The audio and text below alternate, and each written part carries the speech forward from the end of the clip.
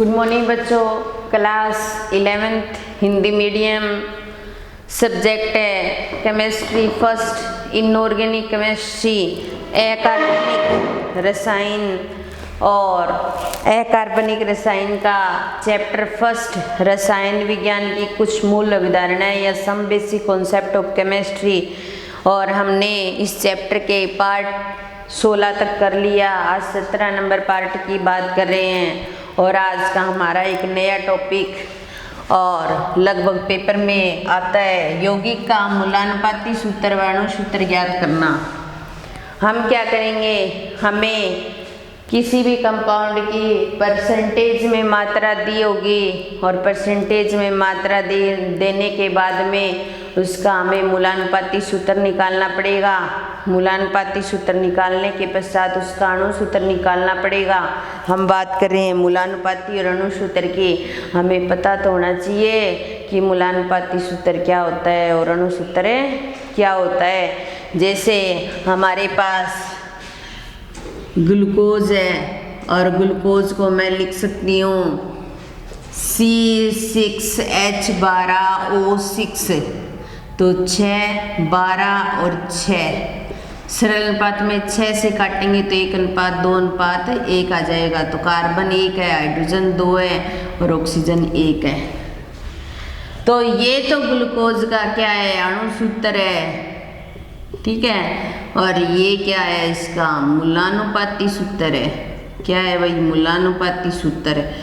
जैसे किसी भी अणु का सरल अनुपात में, किसी भी अणु के परमाणुओं को सरल अनुपात में व्यवस्थित करके एक छोटा रूप देना या सरल अनुपात में व्यवस्थित करना मूलानुपाती सूत्र होता है। और किसी भी अणु में उपस्थित परमाणुओं की वास्तविक संख्या को प्रदर्शित करना क्या होता है, अणु सूत्र होता है। तो दोनों में अणु सूत्र और मूलानुपाती सूत्र छोटा होता है, अणु सूत्र बड़ा होता है। इसमें वास्तविक संख्याओं को प्रदर्शित किया जाता है, इसमें संख्याओं को सरल अनुपात में प्रदर्शित किया जाता है।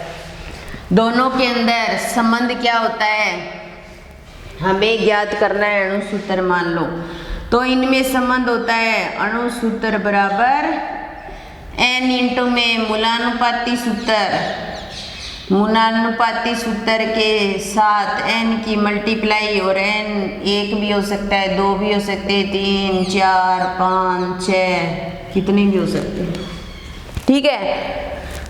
अब n को कैसे ज्ञात करेंगे, मोलर द्रव्यमान, अणु सूत्र का मोलर द्रव्यमान बटा में मूलानुपाती सूत्र द्रव्यमान, मूलानुपाती सूत्र द्रव्यमान। इस तरीके से हम इसको शो कर सकते हैं, मूलानुपाती सूत्र द्रव्यमान। सबसे पहले हमें अणु सूत्र के परमाणु दिए होंगे, उनकी परसेंटेज मात्रा दी होगी, उससे हम क्या बनाएंगे, मूलानुपाती सूत्र। और मूलानुपाती सूत्र बना करके मूलानुपाती सूत्र द्रव्यमान ज्ञात कर लेंगे। मोलर द्रव्यमान क्वेश्चन में दिया होगा, n की वैल्यू निकाल लेंगे और मूलानुपाती सूत्र के साथ n की मल्टीप्लाई कर देंगे और हमें क्या प्राप्त हो जाएगा, अणु सूत्र। इसको ज्ञात करने के कई पद होते हैं। पद फर्स्ट के अंदर हम तत्वों की प्रतिशत मात्राएं लिखते हैं, तत्वों की प्रतिशत मात्राएं लिखेंगे।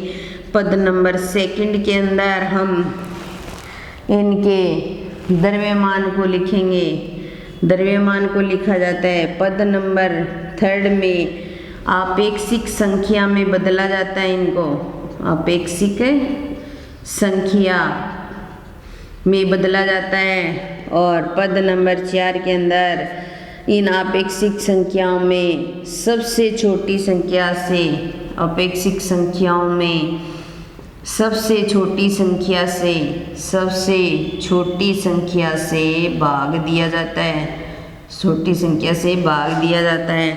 और पद नंबर 5 में हमें मूलानुपाती सूत्र लिख देते हैं और मूलानुपाती सूत्र लिख करके और उसका द्रव्यमान ज्ञात करते हैं। और ये ज्ञात होने के बाद में n निकाल लेते हैं। n निकलने के बाद में हम अणु सूत्र हमें ज्ञात हो जाता है। तो देखिए हमारे पास हम क्वेश्चन करेंगे तभी हमें निकालना आएगा यौगिक का मूलानुपाती सूत्र या अणु सूत्र जो भी है। तो हमारे पास ये क्वेश्चन दिया हुआ है, एक कार्बनिक यौगिक का रासायनिक विश्लेषण करने पर कार्बन, हाइड्रोजन, ऑक्सीजन। तो सबसे पहले हम यहाँ पर क्या लिखते हैं, तत्व लिखते हैं। ठीक है, तत्व दे रखा है कार्बन, हाइड्रोजन और ऑक्सीजन। ठीक है, की प्रतिशत मात्रा है 40%, 6.67%। यदि यौगिक का मोलर द्रव्यमान 180 ग्राम है तो यौगिक का अणु सूत्र ज्ञात करो। अणु सूत्र बिना मूलानुपाती सूत्र के तो ज्ञात नहीं हो सकता। तो सबसे पहले हमने कार्बन, हाइड्रोजन और ऑक्सीजन, फिर हम लिखेंगे इनकी प्रतिशत मात्राएं। प्रतिशत मात्राएं सबसे पहले कार्बन, हाइड्रोजन, कार्बन की दे रखी है 40%, 40%। हाइड्रोजन की दे रखी है 6.67%। ऑक्सीजन की दे नहीं रखी हमें, टोटल 100% होती है। 100 में से इन दोनों की माइनस करेंगे ना तो 40 प्लस में 6.67, 7, 6 और 6 और 4, दोनों की क्या आ गई 46.67% आ गई। इसको क्या करना है, 100 में से माइनस करना है। तो हम ऐसे लिख सकते हैं ऑक्सीजन की प्रतिशत मात्रा।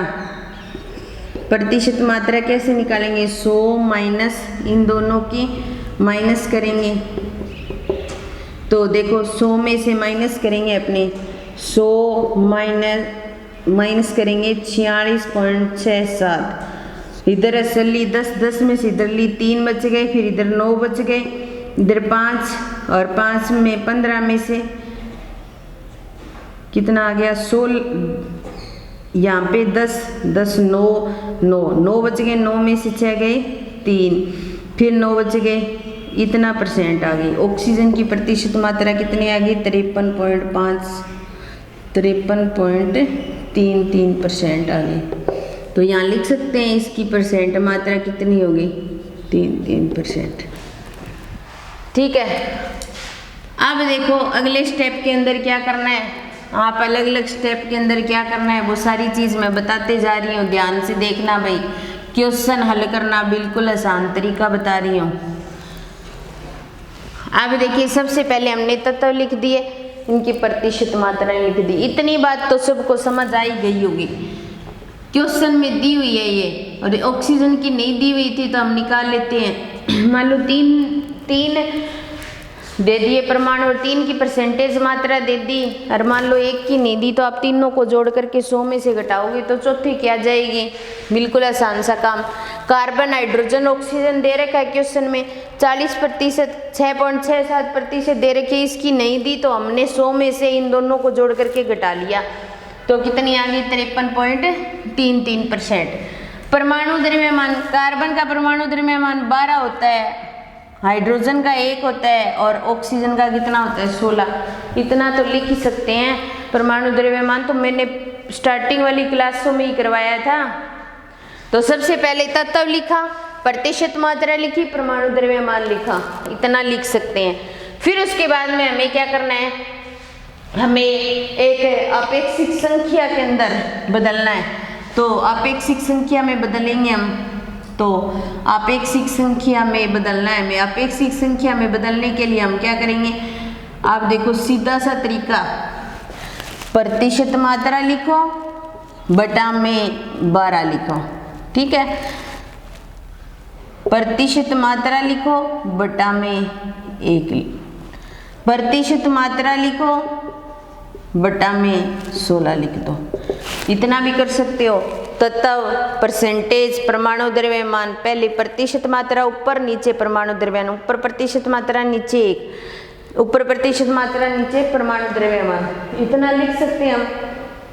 इतना लिखने के पश्चात अपेक्षित संख्या में प्राप्त हो जाएगी। इसको भाग दोगे तो इतनी आ जाएगी, इसको भाग दोगे तो लगभग 3.33 आ जाएगी, और इसको भाग दोगे तो भी 3.33 आ जाएगी। लगभग सरलतम संख्या या अपेक्षित जो संख्या है वो ये प्राप्त हो जाएगी हमें। ठीक है, अपेक्षित संख्या। अब हम क्या करेंगे, सरल परमाणु में चेंज करेंगे, सरल परमाणु संख्या में, सरल परमाणु संख्या में। सरल परमाणु संख्या में बदलने के लिए इन सब को लिख दो, ये लिख दिया हमने, बटा में ये खाली छोड़ दो, 6.67 आया बटा में, और 3.33 आया बटा में, खाली छोड़ दिया। ये आप निकाल के देख लेना, कैलकुलेटर से हल करके देख लेना, इनको इतना ही आएगा। अब देखो यहाँ पे ये भी सबसे, इन तीनों में से जो सबसे छोटी होती है ना, उससे सबको डिवाइड कर देते हैं, भाग दे देते हैं।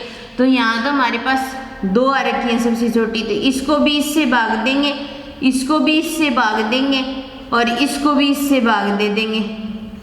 तो इसको तो काटोगे तो आप क्या आ जाएगा, 1 आ जाएगा, यहाँ लिख सकते हो आप 1 आ जाएगा, और इसको काटोगे तो 2 आ जाएगा लगभग, और इसको काटोगे तो कितना आ जाएगा, 1 आ जाएगा। तो एक सरल परमाणु संख्या प्राप्त हो गई हमें। और सरल परमाणु संख्या के आधार पर यहाँ पर हम क्या करेंगे, मूलानुपाती सूत्र लिखेंगे, मूलानुपाती सूत्र। और मूलानुपाती सूत्र किस तरीके से लिखेंगे, देखो हमारे पास यहाँ पर कार्बन कितना है, 1 है, तो ये कार्बन लिख दिया। हाइड्रोजन कितने हैं हमारे पास, 2, और ऑक्सीजन कितना है, 1 है, तो इसका मूलानुपाती सूत्र क्या आ गया, CH2O। एक बार देखिए, ये तत्व लिख दिए, प्रतिशत मात्रा लिख दी, परमाणु द्रव्यमान, प्रतिशत मात्रा लिखेंगे, परमाणु द्रव्यमान का भाग दे देंगे, प्रतिशत मात्रा लिखेंगे, परमाणु द्रव्यमान का भाग दे देंगे, प्रतिशत मात्रा लिखेंगे, परमाणु द्रव्यमान का भाग दे देंगे, ये आ जाएगा। इनमें से सबसे छोटी होती है, उनको सारी संख्याओं से भाग देना होता है। ये ऐसी कैसे लिख ली हमने, ये भी ऐसी कैसे लिख ली, ये भी लिख ली। इनमें सबसे छोटी ये दोनों आ रही है, तो कोई बात नहीं, इससे भाग दे देते हैं। तो यहाँ तो 1 आ जाएगा, यहाँ 2 आ जाएगा, यहाँ 1 आ जाएगा, तो कार्बन 1, हाइड्रोजन 2 और ऑक्सीजन भी 1 है। तो मूलानुपाती सूत्र आ गया हमारा CH2O। तो हम ऐसे लिख सकते हैं, हमारा मूलानुपाती सूत्र क्या आ गया, मूलानुपाती सूत्र तो निकल गया हमें, मूलानुपाती सूत्र निकल जाएगा, फिर अणुसूत्र तो निकाल ही लेंगे हम, ठीक है। अब देखो मूलानुपाती सूत्र निकल गया, तो मूलानुपाती सूत्र द्रव्यमान ज्ञात करेंगे, मूलानुपाती सूत्र द्रव्यमान, सूत्र द्रव्यमान ज्ञात करेंगे। और मूलानुपाती सूत्र द्रव्यमान कितना होता है भाई, ये देखो CH2 का निकालेंगे हम, CH2O है हमारा, तो कार्बन का 12 और हाइड्रोजन का 2 और ऑक्सीजन का 16, तो 6 2 8 2 10, 1 2 और 3, तो 30 आ गए, 30 ग्राम आ गया, ठीक है, इतना आ गया। अब देखो क्वेश्चन में मोलर द्रव्यमान दे रखा है, तो हम लिखेंगे मोलर द्रव्यमान कितना है, मोलर द्रव्यमान बराबर 180 ग्राम, 180 ग्राम आ गया, ठीक है। फिर हमें क्या करना है, n निकालना है, और n निकालने के लिए हमारा सूत्र था मोलर द्रव्यमान बटा में मूलानुपाती सूत्र द्रव्यमान, मोलर द्रव्यमान बटा में मूलानुपाती सूत्र द्रव्यमान।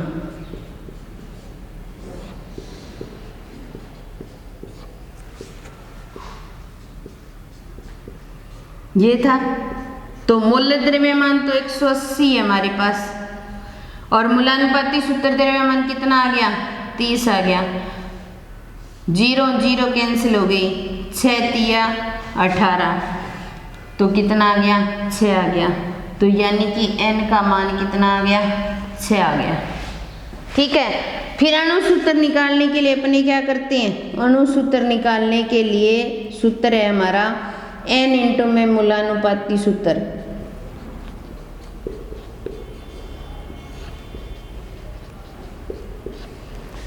और n कितना है हमारा, 6 इंटू में मूलानुपाती सूत्र क्या आया था, CH2O, इससे मल्टीप्लाई कर देंगे, 6 को कार्बन से मल्टीप्लाई करेंगे तो C6 आ जाएगा, हाइड्रोजन 2 को 6 से मल्टीप्लाई करेंगे तो H12 आ जाएगा, O को 6 से मल्टीप्लाई करेंगे तो 6 आ जाएगा। तो हमारा अणुसूत्र क्या आ गया, अणुसूत्र आ गया C6H12O6, ये आ गया। और यौगिक का अणुसूत्र हमें ज्ञात करना था। तो हम इस तरीके से यौगिक का अणुसूत्र ज्ञात कर सकते हैं। तो सबसे पहले तत्व को लिखना, फिर प्रतिशत मात्राएं, फिर परमाणु द्रव्यमान, फिर आपेक्षिक संख्या बदलना, फिर सबसे छोटी संख्या से भाग देना, मूलानुपाती सूत्र लिखना, मूलानुपाती सूत्र द्रव्यमान लिखना, फिर मोलर द्रव्यमान क्वेश्चन में दिया हुआ n का मान निकालना, मोलर द्रव्यमान बटा मूलानुपाती सूत्र द्रव्यमान, अणुसूत्र से n इंटू मूलानुपाती सूत्र और अणुसूत्र ज्ञात हो जाएगा।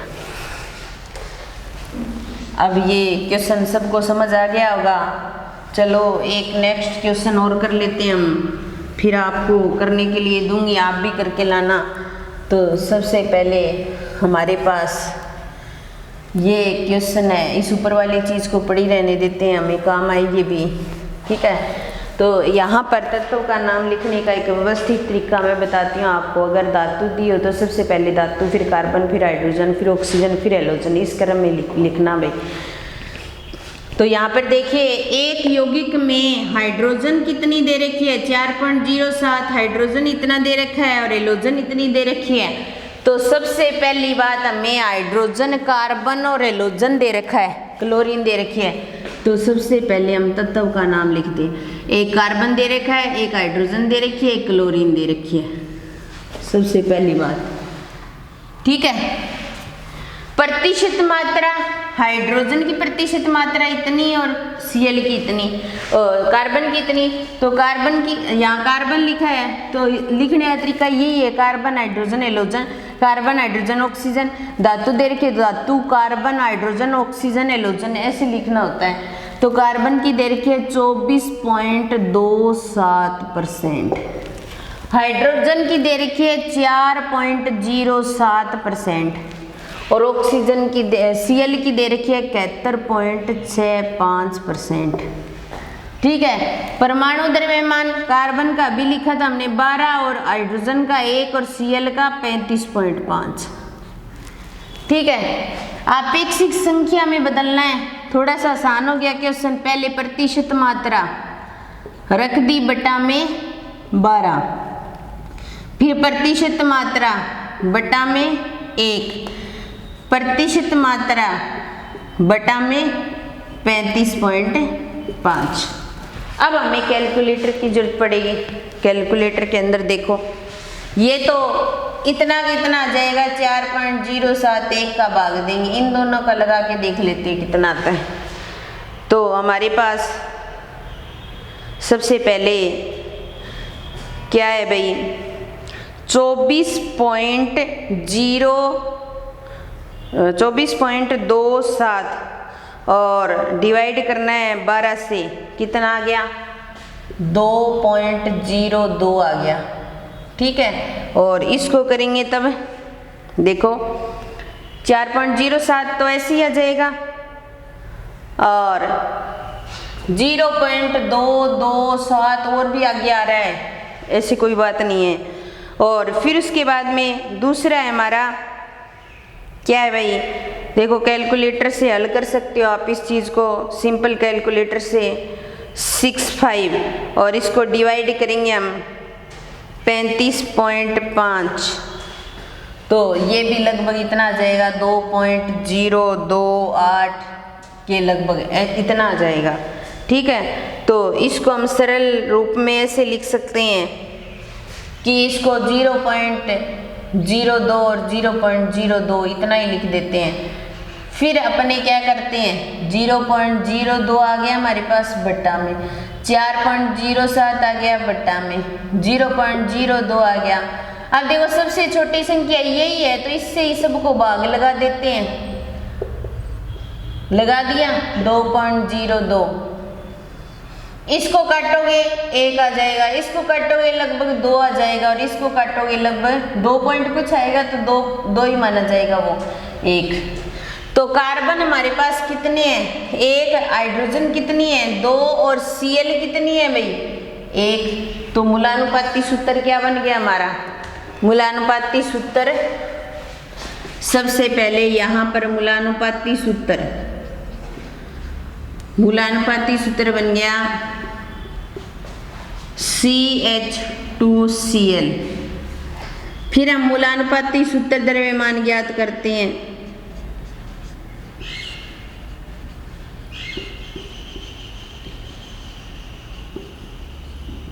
ये 2 पॉइंट कुछ आएगा तो लगभग हम 2 ले सकते हैं भाई। मूलानुपाती सूत्र द्रव्यमान में कार्बन का 12, हाइड्रोजन का 2 और इसका 35.5 कितना आ गया 5 तो वैसे ही आ जाएगा। और 35.5 में 14 जोड़ देते हैं तो 5, 9 और कितना आ गया 49.5 ग्राम आ गया। ठीक है, अब क्वेश्चन में क्या दिया, मोलर द्रव्यमान दिया हुआ है तो मोलर द्रव्यमान लिख लेते हैं। मोलर द्रव्यमान कितना दे रखा है भाई 71.65 नहीं ये तो परसेंट मात्रा है, सॉरी भैया 98.96 ग्राम दे रखा है। अभी मिस्टेक हो जाती ना अपने क्वेश्चन में। सबसे पहले एन की वैल्यू निकालनी है।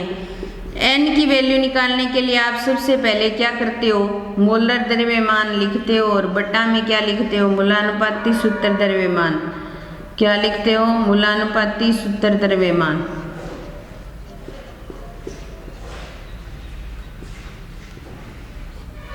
सूत्र द्रव्यमान ठीक है। अब मोलर द्रव्यमान है 98.96 आ गया अपना और मूलानुपाती सूत्र द्रव्यमान 49.5 आ गया। ठीक है, अब इसको हल कर लो, कैलकुलेटर से हल कर लेते हैं इसको। 98.96 डिवाइडेड बाई 49.5 और लगभग क्या आ गया 1.99919 लगभग इतना आ गया। तो लगभग हम ये मान सकते हैं कि कितना आ गया 2 आ गया। 1.99 का मतलब 2 आ गया। ठीक है, अब देखो अणुसूत्र ज्ञात करना है हमें और अणुसूत्र ज्ञात करने का फॉर्मूला था हमारा n इंटू में मूलानुपाती सूत्र, n इंटू में मूलानुपाती सूत्र और n कितना है 2 है और मूलानुपाती सूत्र ये रहा हमारा। ठीक है, तो CH2Cl 2 से करेंगे तो कार्बन 2 हो जाएंगे, हाइड्रोजन 2 पहले से हैं 2 और 4 हो जाएंगे और Cl 2 हो जाएंगे। ये आ जाएगा अणुसूत्र C2H4Cl2 ये हमारा अणुसूत्र आ गया।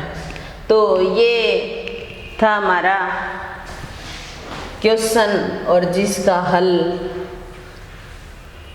इसमें कोई शंका वाली बात नहीं है, आप कर सकते हो। एक क्वेश्चन मैं लिख देती हूँ आप लोगों के लिए, आप खुद करना इसको।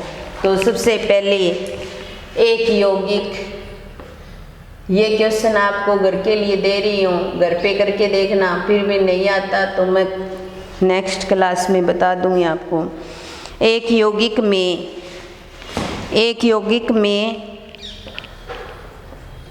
Na sodium, sulphur, hydrogen, oxygen तत्व उपस्थित है। तत्व क्या है उपस्थित है। 4 आ गए तो कोई दिक्कत नहीं है, 3 की जगह 4 लिख लेंगे। और इनकी प्रतिशत मात्राएं क्रमशः प्रतिशत मात्राएं सोडियम की तो मान लो आप 14.28%। ठीक है, और सल्फर की है 9.92% और हाइड्रोजन की है 6.20%। ऑक्सीजन की क्वेश्चन में नहीं दे रखी, ये आपको इन तीनों को टोटल करके 100 में से माइनस करोगे तो आ जाएगी। यौगिक में उपस्थित, इस क्वेश्चन अभी क्वेश्चन कंप्लीट नहीं हुआ है, मैंने एक लाइन में ना लिखकर ऐसे लिख दिया।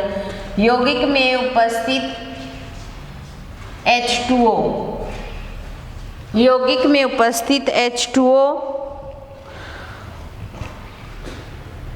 यौगिक में उपस्थित हाइड्रोजन परमाणु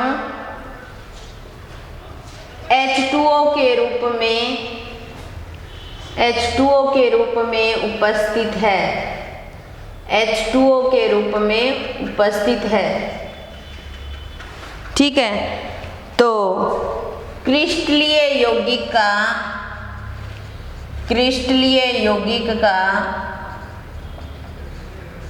यौगिक का अणुसूत्र ज्ञात करो, अणुसूत्र ज्ञात करो।